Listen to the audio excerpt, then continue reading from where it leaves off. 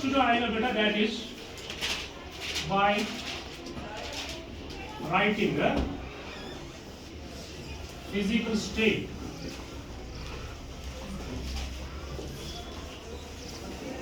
of reactants and products.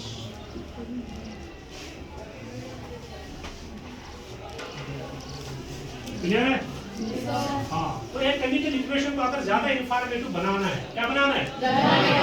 हाँ, तो उसके लिए हम सबसे पहले क्या करेंगे बेटा? जो रिएक्टेंट्स होंगे या जो प्रोडक्ट्स होंगे उनका हम क्या लिखेंगे? फिजिकल स्टेट का मतलब होता है वो किस स्टेट में है? सॉलिड में है, लिक्विड में, गैस में, प्रेसिपिटेट है या सॉल्यूशन। वो समझ आ रही बात? हाँ, अगर मान लो वो सॉलिड में है, वो किसमें है? चाहे रिएक्टेंट हो या फिर प्रोडक्ट, अगर किस स्टेट में होगा? हम क्या करेंगे बेटा? हम ब्रैकेट में एस लिखेंगे। क्या लिखेंगे? S, small S. इसी तरह से अगर वो किस में होगा? लिक्विड में होगा। वो किस में होगा? ब्रैकेट में क्या लिखोगे? इसी तरह से अगर किस में होगा? गैस के लिए हम जी। समझ आई नहीं आई? गैस के लिए या तो जी का इस्तेमाल करेंगे, स्मॉल जी, या फिर एरो का इस्तेमाल करना है, लेकिन एरो ऊपर की तरफ होना चाहिए। कोई भी एक यूज कर सकते हैं। वो समझ आ रही है?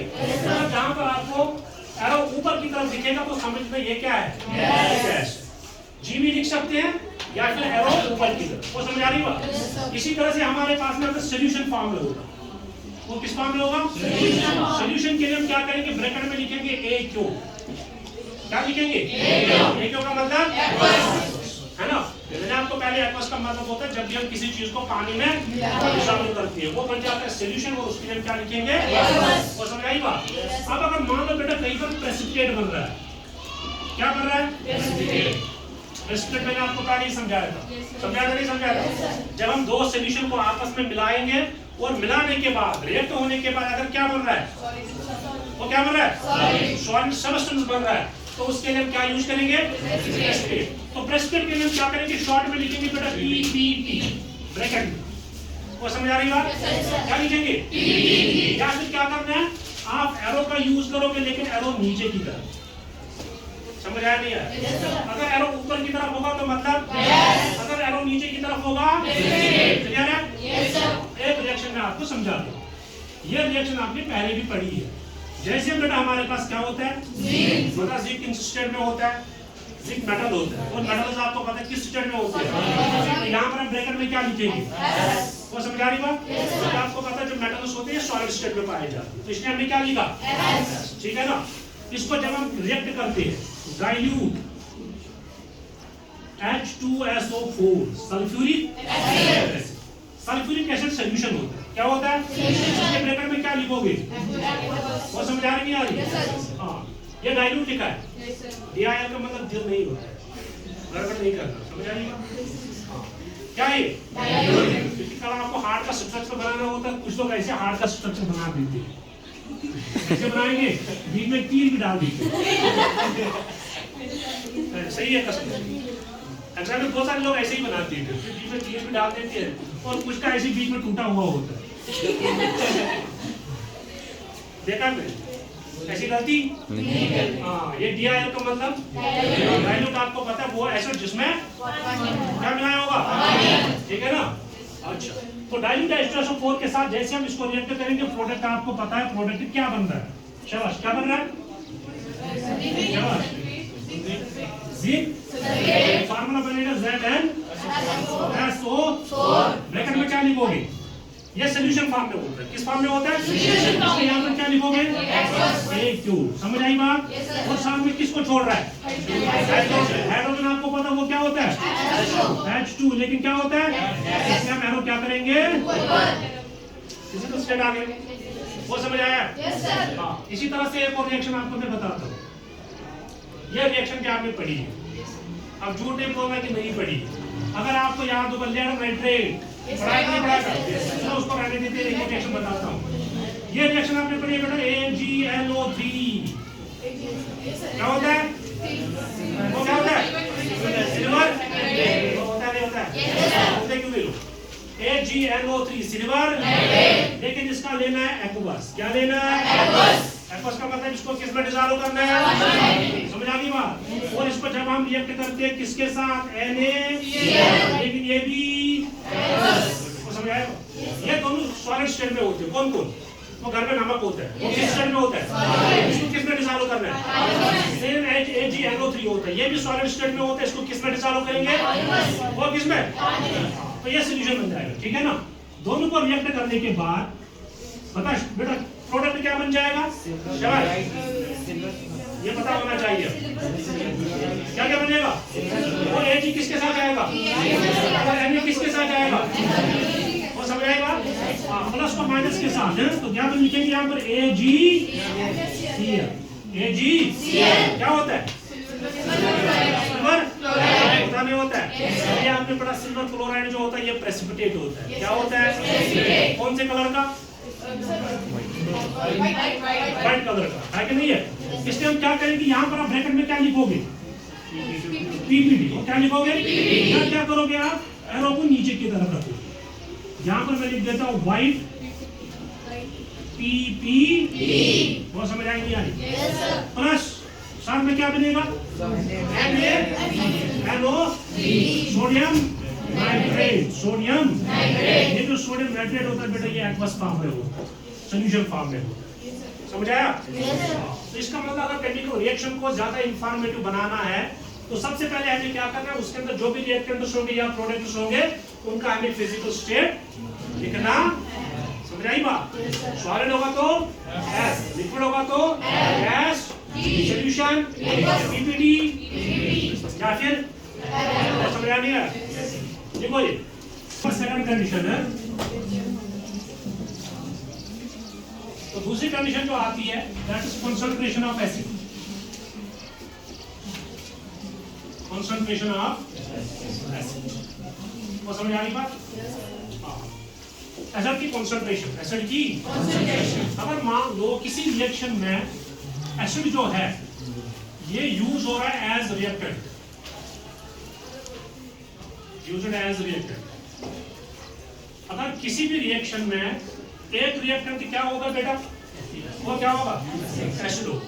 तो वहां पर आपको जरूर लिखना होता है कि ये जो हम एसिड यूज कर रहे हैं ये कंसंट्रेटेड है या फिर ये एसिड डाइल्यूट है, ये मेंशन जरूरी हो। समझ आ गई बात। एसिड को हम या तो कंसंट्रेटेड फॉर्म में यूज करेंगे या फिर किस फॉर्म में, डाइल्यूट। आप समझोगे डाइल्यूट का मतलब होता है वो एसिड जिसमें बहुत सारा पानी मिलाया होगा। क्या मिलाया होगा, उस एसिड को हम क्या बोलेंगे।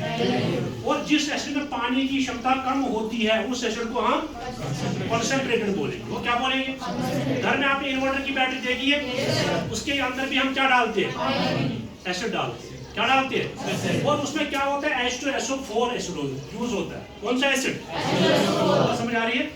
आपने देखा होगा घर में जो इन्वर्टर की बैटरी होती है जब कभी उसका एसिड खत्म हो जाता है तो फिर हमें क्या, हाँ उसमें डालना पड़ता है। लेकिन उसमें जो एसिड की कंसंट्रेशन होती है वो बहुत कम होती है। मतलब वो जो एसिड होता है वो कौन सा होता है, वो होता कौन सा है, डाइल्यूट। कौन सा होता है, तो समझ आ रही है। तो अगर आप एसिड को एज रिएक्टेंट यूज कर रहे हो तो लिखना जरूरी है कि वो कंसंट्रेटेड है या फिर, वो समझ आ रही है। अगर डाइल्यूट होगा तो आप क्या लिखोगे, Di, और अगर कंसंट्रेटेड होगा, कंसंट्रेटेड तो कंसंट्रेटेड के लिए हम क्या लिखेंगे, CONC। समझ आ रही है। कंसंट्रेटेड का मतलब कौन सा एसिड हो गया, हाँ। और डाइल्यूट याद रखा। जैसे मिसाल के तौर पर अभी आपने एक रिएक्शन पढ़ी थी, जिंक प्लस यहाँ पर हमने क्या लिखा बेटा, डाइल्यूट लिखा। इसका मतलब जो डाइल्यूट हमारे पास कौन सा एसिड है, H2। इसका मतलब इसके साथ क्या मिलाया हुआ है, हाँ। ब्रैकेट में क्या लिखेंगे, और यहाँ पर S, तो क्या कर रहा है, प्रोडक्ट क्या कर रहा है, SO4 प्लस क्या दे रहा है, प्लस हाइड्रोजन गैस। अगर आप देखो बेटा यहाँ पर हमने एसिड यूज किया, कौन सा एसिड यूज किया, H2SO, लेकिन मैंने क्या लिखा, समझ आई बात। अच्छा इसी तरह से अगर मान लो मैं ये लिख रहा हूँ, जिंक किस स्टेट में होता है, यहाँ पर मैं लिख रहा हूँ CONC, और यहाँ लिख रहा हूँ मैं HNO3। HNO3 आपको पता है ये कौन सा एसिड है? Nitric acid. कौन सा एसिड है ना? लेकिन इसके साथ मैंने क्या लिखा? वो क्या लिखा? कंसंट्रेटेड। समझ आया? यहाँ पर क्या लिखा था मैंने? यहाँ पर क्या लिखा? तो जब हम जिंक को कंसंट्रेटेड HNO3 के साथ रिएक्ट करके यहाँ पर फिर से एक्वस लिखेंगे तो ये क्या प्रोडक्ट बनाएगा? ZnNO3 whole twice. क्या नाम होगा इसका? शाबाश। वो नाम क्या होगा इसका? Zinc nitrate. Zinc nitrate. Bracket में क्या लिखोगे? AQ प्लस क्या देता है? नाइट्रोजन डाइऑक्साइड NO2 ये गैस प्लस देता है H2O। ये क्या होता है? वो समझ आई बात? क्या हमने यहाँ पर फिजिकल स्टेट लिखा? वो लिखा नहीं लिखा? साथ में अगर आप देखोगे इन दो रिएक्शन में हमने किसका यूज किया? एसिड का यूज किया। यहाँ पर हमने डाइल्यूट लिखा और यहाँ पर क्या लिखा? कहने का मतलब है जब आप एसिड को यूज करोगे वहां पर जरूरी मेंशन करना होता है कि वो डाइल्यूट है या फिर कंसंट्रेटेड। क्लियर है? हाँ। Number 3 heat change.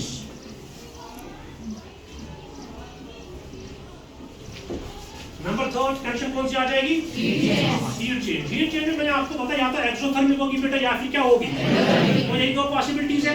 अगर एक्सोथर्मिक रिएक्शन होगी कौन सी होगी? हाँ, एक्सोथर्मिक रिएक्शन। एक्सोथर्मिक कौन सी होती है? जिसमें हीट रिलीज होती है। तो एक्सोथर्मिक रिएक्शन में आप क्या करोगे बेटा? जो वर्ड हीट होगा, कौन सा वर्ड? वर्ड हीट जो है इसको आपको लिखना है along प्रोडक्ट साइड। वो किस साइड लिखना है? Product side. वो समझ आ रही है? अगर वो हीट छोड़ रहा है तो हीट को हम किस साइड लिखेंगे? Product side. अगर वो एंडोथर्मिक होगी, क्या होगी? Endothermic reaction. एंडोथर्मिक रिएक्शन में आप क्या करोगे? हीट किस साइड लिखोगे? Heat along reactant side. वो समझ आ रहा नहीं आ रहा है? Reactant side. अगर एक्सोथर्मिक रिएक्शन होगी तो हीट को किस साइड लिखना है? Product side. और अगर एंडोथर्मिक रिएक्शन होगी तो हीट को किस साइड लिखना है? जैसे एक एग्जांपल आपको याद ही हो, क्या है बेटा? सी का मतलब ये सॉलिड स्टेट में होता है। इसको जब हम जलाते हैं, जलाने के लिए किसकी जरूरत है? ये भी किस स्टेट में होता है? क्या दे रहा है? यहाँ पर कार्बन डाइऑक्साइड बन रहा है।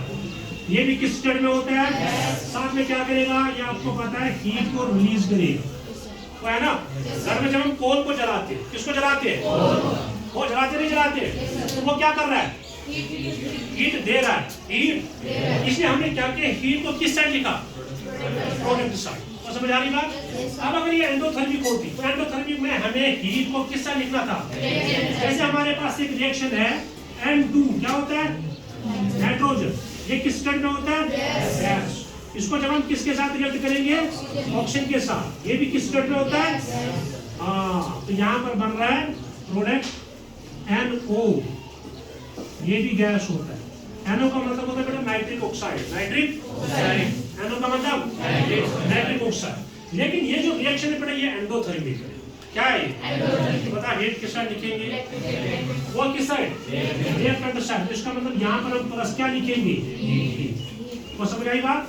ये वाली रिएक्शन एक्सोथर्मिक है, इसलिए हीट को हमने किस साइड लिखा? और ये वाली रिएक्शन जो है ये एंडोथर्मिक है, इसलिए हीट को हमने किस साइड लिखा? याद रखा? लिखो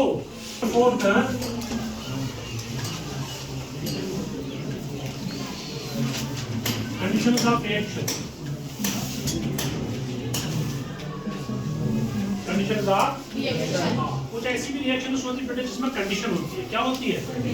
हाँ, अगर वो कंडीशन होगी तो रिएक्शन होगी, और अगर वो कंडीशन पूरी नहीं होगी तो वो रिएक्शन नहीं होगी। वो समझ आ रही बात? हाँ, तो ये जो कंडीशन ऑफ द रिएक्शन होती है, आप हमेशा क्या कर लेते हैं? इनको हम लिख लेते हैं ऑन द एरो, इसके ऊपर। वो समझ आ रही बात? जो रिएक्शन का एरो होता है उसके ऊपर हम क्यों को लिख लेते हैं? Conditions of the reaction. Conditions of reaction, है ना? ऐसी बहुत सारी रिएक्शंस होती है जिसमें कंडीशन होती है। क्या होती है? अगर वो कंडीशन फुलफिल हो रही है तो रिएक्शन होगी, और अगर वो फुलफिल नहीं हो रही है तो इसका मतलब रिएक्शन नहीं होगी। जैसे रिएक्शन आपको मैं बताता हूँ, सिंपल सी रिएक्शन है। जैसे आपने पढ़ा होगा रिएक्शन ऑफ फोटोसिंथेसिस, तो पढ़ा है? पढ़े हो जाए बेटा फोटोसिंथेसिस की रिएक्शन क्या लिखते हैं? फोटोसिंथेसिस की रिएक्शन बताओ। बेइज्जती हो जाएगी, याद रखना। इसको जरा जोड़ करो सरफराज को। बता फोटोसिंथेसिस की रिएक्शन। शाबाश। बचपन से आप पढ़ते आ रहे हो फोटोसिंथेसिस को रिएक्शन क्या है उसकी? शाबाश। तो क्या लिखते हैं? शाबाश। क्या लिखेंगे? CO2 कार्बन, लेकिन यहाँ पर लिखते हैं 6 टाइम्स। वो लिखते हैं कि नहीं? और साथ में क्या चाहिए? वाटर। क्या चाहिए? इसको पढ़ा नहीं पढ़ा है? हाँ, carbon dioxide reacts with water. लेकिन साथ में आपने देखा होगा, ये यहाँ पर आप क्लियर टाइम्स बना दो। यहाँ पर हम एरो के ऊपर क्या क्या लिखते हैं? क्या क्या लिखते हैं? सन, हाँ, और किसके ऊपर लिखा?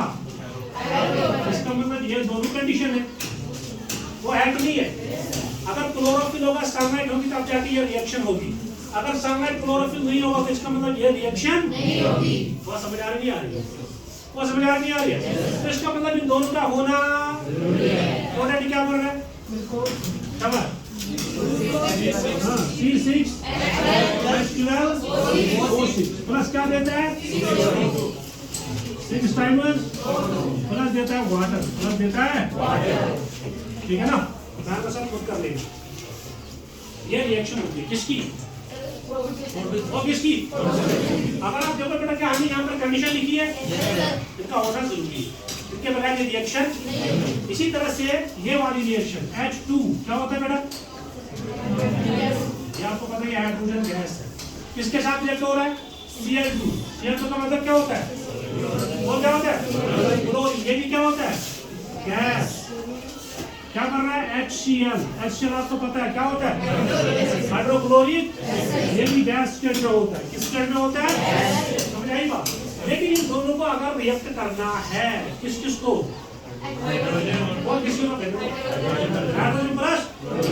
इसके लिए सनलाइट का होना जरूरी है। इसका होना जरूरी है। मतलब अगर आप इन दोनों को रिएक्ट कर रहे हैं तो लाइट का होना जरूरी है। तब जाके हाइड्रोजन किसके साथ रिएक्ट करेगा? अगर आप इस रिएक्शन को डार्क में करोगे, किसमें करोगे? अंधेरे में करोगे, तो ये हाइड्रोजन क्लोरीन के साथ रिएक्ट नहीं होगा। ये कंडीशन है। समझ आ गई बात? हाँ, लिखो ये।